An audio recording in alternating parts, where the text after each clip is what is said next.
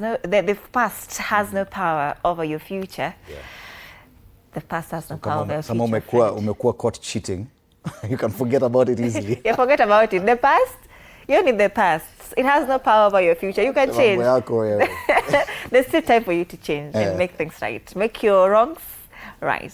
Once again, the past has no power over your future. So, Freddy, let's take a look at what's making headlines this morning.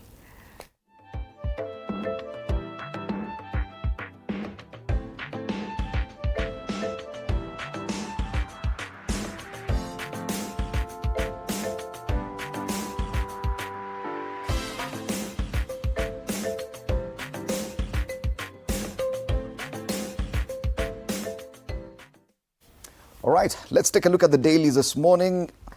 And we start off with The Nation because this is indeed a big discussion. The front page matters to do with NTSA and the fines. Uproar of a new NTSA instant fines. Where imeleta joto. I've seen a lot of discussion online and people complaining about this, but at least the Daily Nation has done you justice.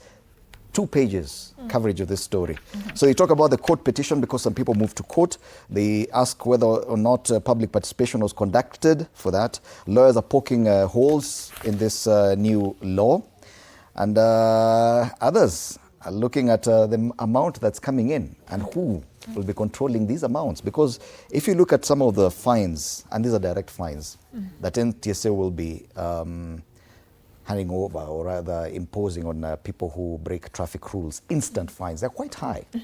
Some as high as 10,000 shillings for a transgression on the road. You can just imagine how much money they stand to collect, because generally drivers in Kenya and Nairobi will be used as a pilot properly. Yes. Most motorists just misbehave and do anything, jumping, blocking the road, jumping the lights. So if we're told it is to be collected, about 20,000 motorists daily, each being slapped to the 10,000 shilling fine. Yeah, you can imagine how much money that is. Now compound it in 1 year or so. Yes. So there are people who are already looking at, okay, so who's collecting this money? Who owns that company? Who came up with this system? So those are some of the issues in this story. So the regulators defended the system as intended to restore sanity on the roads. Yes, indeed it will restore sanity if at all it's implemented. But then again, there are so many different tangents and angles into that story. You can read it on page 2 and 3 of this paper. Maybe it is the solution that we need to end road carnage and that rowdiness on the road.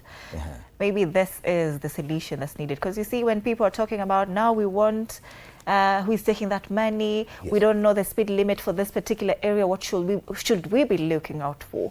Then people already know that actually they're doing the wrongs on the roads. So maybe this is going to bring some order. I do not dispute motorists in Nairobi are among the most ill-behaved on the road across the globe. We drive like mad people. So definitely bringing sanity on the road is a good thing. Yes. But there are people who are seeing a sinister motive. Probably someone is going to benefit from the fines, blah, blah, blah. But if at all it's going to bring sanity on the roads, why not? But anyway, where should the money be taken? Those who are complaining. Wanaona hii pesa, okay, fine imechukuliwa, then iwekwe wapi? The legitimate question is, like, every other money collected by government now goes straight to e-citizen. This one, though, goes to NTSA, or the platform that NTSA has come up with. And people are asking, that is one of the questions I've seen asked a lot on social media. Why are we not paying through e-citizen, which you can just use your mobile phone and pay directly? So I don't know. Those are questions that probably need to be answered. But you're going to Singapore, so if you're making some rowdy behavior on the roads, Kachonjo. My favorite one is the one to Singapore tonight. My favorite one is the fines on motorbikes. Yeah, I talked about it yesterday, and it's the one if you are a motorcycle rider, right? Upatwe hapo kuna your pillion passenger, and both of you have no helmet. Nyinyi wote mnalipa But it's true. You go to a city like Kigali, and you'll see so much discipline on the motorbikes. Yeah. Everyone has a helmet. They all wait for the lights, just like other vehicles. They don't jump lights like they do in Kenya. In Kenya, hata polisi akifanya hivi unaona tu pikipiki inapita tu left, right, center, wrong side of the road. Yeah. So probably this is something that is positive. It's like that argument back in the day about safety belts in matatus. So probably one of those. Yeah. The other big story, of course, is that ODM UDA meeting yesterday. It's covered here on page 1. ODM UDA 2027 election deal on the table as Ruto meets MPs. And this is a big discussion. Of course, yesterday was supposed to be just collecting the report on the implementation of the 10-point agenda, which they said 80% done. I don't know if you agree, 80% done.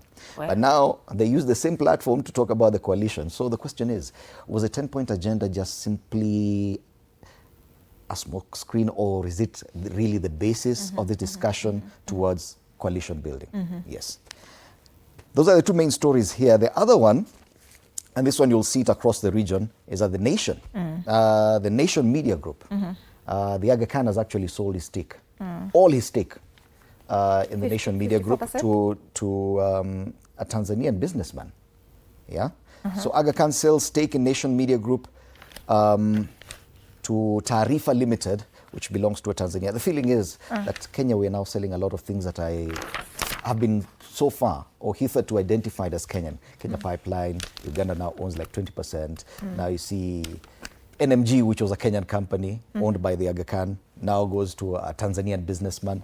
So I don't know. I don't know what you feel about that, but that story is on page 5. Yes. I think maybe it will now expand Nation Media to Tanzania, and maybe he has the intention to expand it to East Africa at large. They've already expanded. Rwanda, Yes. Somalia, South Sudan, this country. So maybe that is the intention in the long run, because we have Nation Media in Uganda and Tanzania. And in Tanzania. So maybe the goal is to expand it further in these other regions. But I saw a concern on social media yesterday when this news, came out, that we know that Tanzania, the media freedom there is sort of, it's sort of not something in question for them.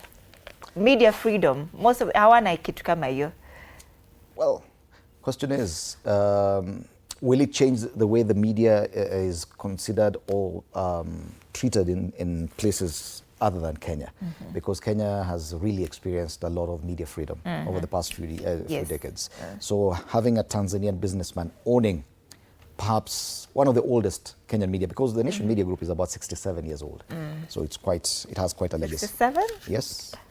On the back page of the Daily Nation Matters WRC, it's just Safari Rally. 6 Kenyan speedsters to watch, and you have Karan Patel, Akif Virani, Jasmeet Chana, Samon Vora, Hamza Anwar, and Issa Amwari. Those are just some of the Kenyan drivers taking part in the WRC Safari Rally. Yes, and that's the Daily Nation this morning. Very interesting stories there. And a very sad story about the accident in Webuye, that 15 people died, and it's just one of those very sad stories. All right, Taifa Leo ni Maafa tu. To pick it up from where the Daily Nation, Fred has left it from. Kabla wa Kenya hawajafuta machozi kufuatia janga la mafuriko lililoua 48, Wakenya wengine 15 wafa ajalini. Maafa yanaendelea kushuhudiwa nchini, huku watu 15 wakifariki kwenye ajali ya barabara na idadi waliofariki kutokana na mafuriko ikiongezeka hadi 49. Vifo kutokana na ajali barabarani vimeongeza huzuni nchini baada ya watu hao wengi wa familia moja kuaga katika ajali iliyotokea kwenye makutano ya Malaha kando ya barabara kuu ya Webuye Kitale County ya Bungoma. And this was very, very sad. Imagine unaenda two pikipiki wamegongana, wewe unaenda tu kuangalia nini inafanyika, and then a trailer comes inawatoa. That's another Kenyan what I may call it, some behavior that's typically Kenyan, that whenever there's an accident or a tragedy somewhere, people tend to move to that location, causing even more traffic or causing even more problems there. And anyway, this is just one of those very sad stories. Waathiriwa wa maandamano kufidiwa Juni. Hiyo ni habari nyingine katika ukurasa wa 3. Rais William Ruto jana alitangaza kuwa wahanga wa maandamano nchini watalipwa fidia kufikia Juni mwaka huu, huku shilingi bilioni 2 zikitengewa shughuli hiyo kwenye bajeti ya ziada ya mwaka huu mwaka 2025 mwaka 2026. Vidokeza zaidi: pigo kwa tuju, mali ikielekea kupigwa mnada, koti idhinisha benki kuuza mali aliyekuwa waziri kuhusiana na deni la shilingi bilioni 1.4. Aga Khan kuuza hisa zake zote katika NMG kwa Rostam. Nikurudishe kwa hiyo hadithi ya tuju. Unaweza kuwa na loan ya 1.4 billion. Watu wengine hapa wako na mikopo ya shilingi 200 na inawaletea shida. Mikopo ya shilingi 3,000. Kuna jamaa na loan, ana mkopo wa benki wa shilingi bilioni 1 na zaidi. You see why I've ignored it? Because these are not our problems. Clearly, they're not our problems, but there's someone, and I think someone on social media who's been breaking down just how much a billion is. Yes. I love his content because he keeps talking about that if you could spend and waste 1 million shillings on a daily basis, every single day, it would take you 83 years for you to get to 1 billion. Yeah? Wow. 1.4 billion shillings loan is crazy work. Hiyo si shida yetu.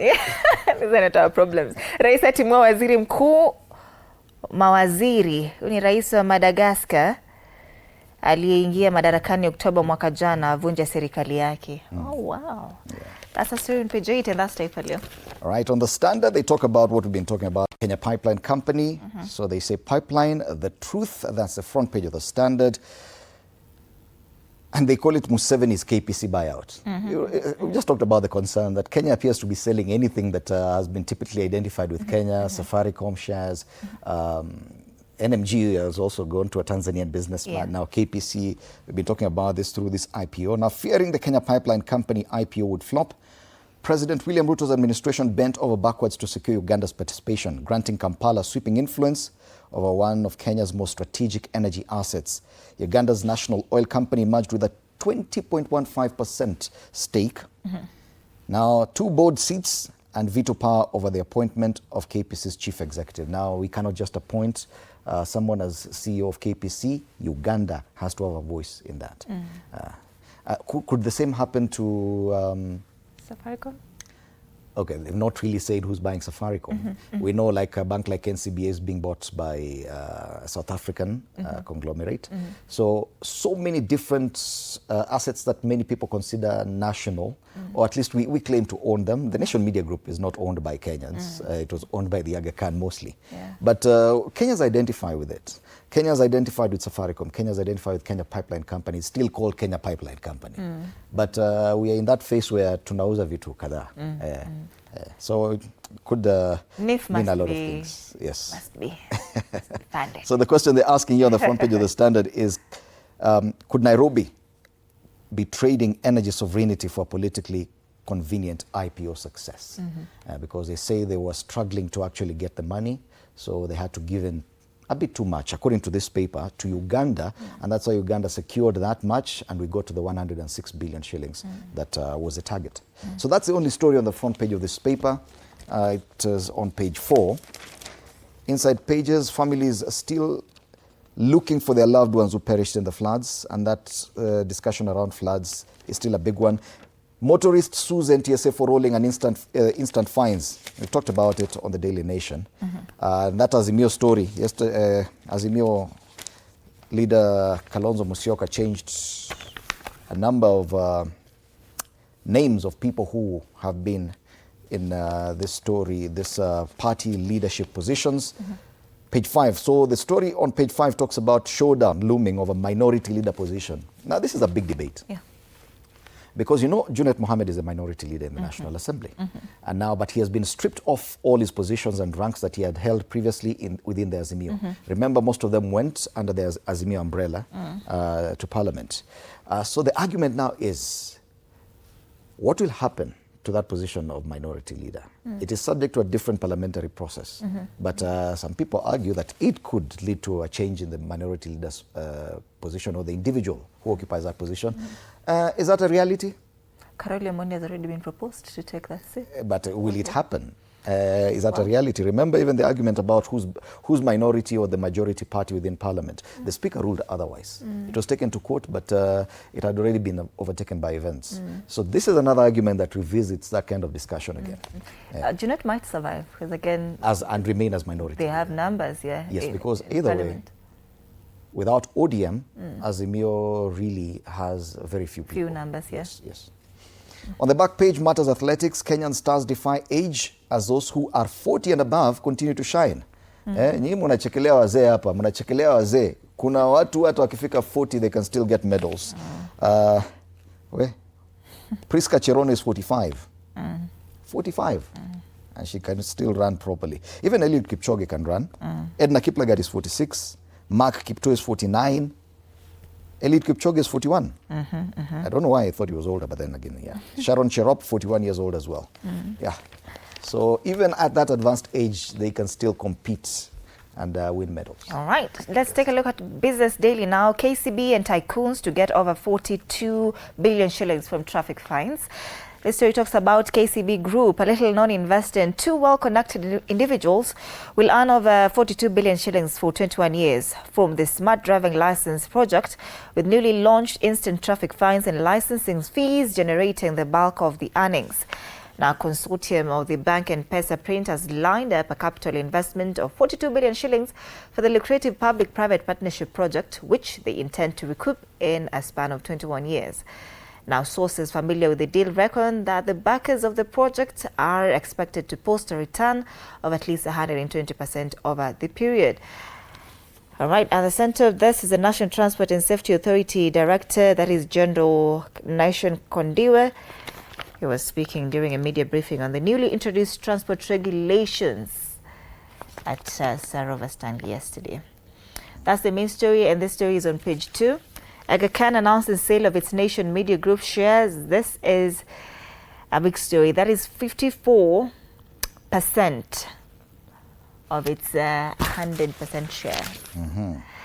On the ticker, CBK mops up 62.8 billion shillings daily from liquid banks. State plans 220 billion shillings rail to transport Turkana crude oil, and that Kenya will extend the Mita Gorge Railway to South Lokichar in a project projected to cost 220 billion shillings, marking a change from the earlier plan to build a pipeline to ferry crude oil from Turkana.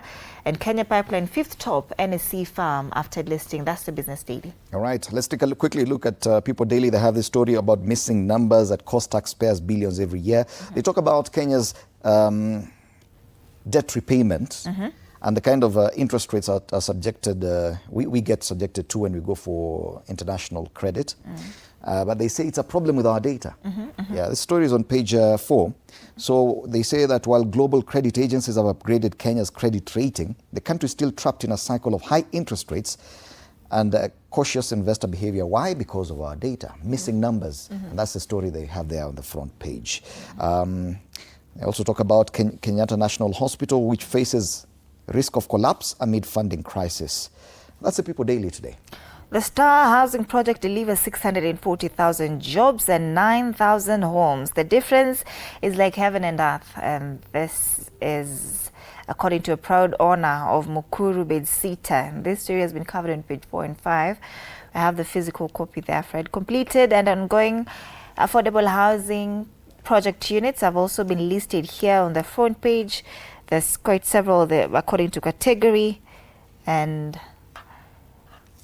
everything. And this one looks more like a prospectus for the affordable housing project because they give a lot of details about what's happening. It's like a performance report. So far, this is where we are. So it's covered on pages 4 and 5. All right, that's the main story on the front page of the Star. Cracked walls and dusty floors inside the sorry state of Karema Primary. That's another very sad story on page 21. 8 billion shillings travel expenses raises questions over Ruto's austerity pledge. Travel expenses, 8 billion shillings. Wow. Interesting. We have money in this country. To say Matuna. New evidence, that story on Tuju. XCS Tuju loses battle with bank over 1.2 billion shillings debt. This newspaper is reporting 1.2, another one is reporting 1.4. More than 1 billion and above. We beat a billion. I think after that, we cease to think. Not our problems. It's too much. It's mind-boggling. That's the Star. All right. Let's take a look at the caricatures. The National Curriculum Development Center says changes are part of the A-level curriculum launched 1 year ago and will take effect end of this year. So matters education, nilikwambia ikifika Uganda, education kwanza, mambo mengine itafuata. They take literacy very seriously. Yes, so that's the main story there. Of course, your story, Aga Khan mentioned there. Of course, Daily Monitor, also part of NMG. Aga Khan announces sale of NMG shares, so they've captured it in Uganda as well. All right, that's a Daily Monitor. All right, I think you should just mention New Vision as well. New Vision, ministries clash over PDM funding. Funding for 128 parishes blocked by finance. Local government officials protest. That's the main story there. Trying to look at any other relevant stories. That's it. Tuvuke Bongo sasa. Gazeti la Mwananchi, sababu ada bandari kupaa kuahirishwa ni habari kuu hapo, lakini roster mmiliki mpya wa NMG, habari hii pia imezungumziwa hapo katika ukurasa wa pili wa gazeti hili. Jinsi ya kulinda figo zako, vijana hatarini zaidi, mnaambiwa hapa jinsi ya kulinda figo katika ukurasa wa 3 wa gazeti la Mwananchi. The Citizen, TPA explains new fees and their deferral. This is the authority. Says the aim of the fees, which were to take effect on March 8, is to improve port infrastructure and enhance efficiency. That is the Tanzanian Port Authority, and that's the main story on the front page of the Citizen. These are the stories making headlines locally and, of course, regionally as well. Once again, our question of the day that will be forming the basis of our conversation at 8 a.m. after State of the Nation. Has cheating simply become more normalized in today's society? Has cheating become more normalized in today's society? Use the hashtag MorningCafeTV47. Talk to us. Tuambie, has cheating become normalized in today's society? Are you the greedy one? Let's take a look at how the traffic's looking in Nairobi.